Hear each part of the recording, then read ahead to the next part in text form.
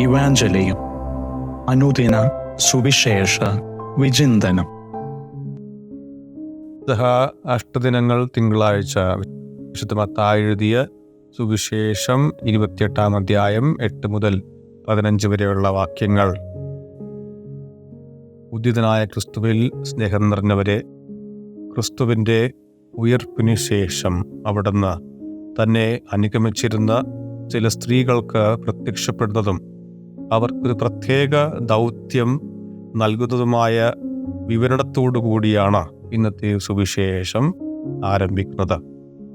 ദൗത്യം ഇതാണ്: തന്നിൽ നിന്നും ചിതറിയോടിയ ശിഷ്യന്മാരോട് ഗലീലയിലേക്ക് പോകണമെന്നും അവിടെ വെച്ച് ക്രിസ്തു അവരെ കണ്ടുമുട്ടും എന്നുള്ള ദൗത്യം. എന്തുകൊണ്ട് ക്രിസ്തുനാഥൻ ഗലീലി തിരഞ്ഞെടുത്തു? ഗലീലി ക്രിസ്തുവിൻ്റെയും ശിഷ്യന്മാരുടെയും ഭവനമാണ്. അവിടെയാണ് അവർ തങ്ങളുടെ ദൗത്യം ആരംഭിച്ചത്.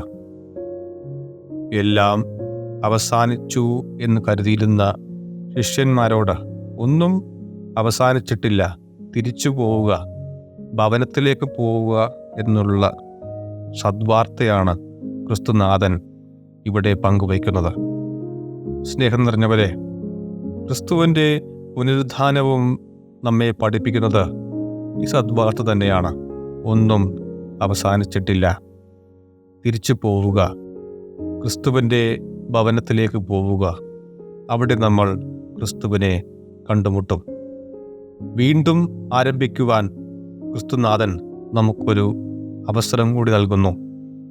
നാം ആയിരിക്കുന്ന നമ്മുടെ ഭവനം, നമ്മുടെ സമൂഹം, നമ്മുടെ ജോലിസ്ഥലം, ഇതെല്ലാം മറ്റൊരു ഗലീലി അനുഭവമാണ്.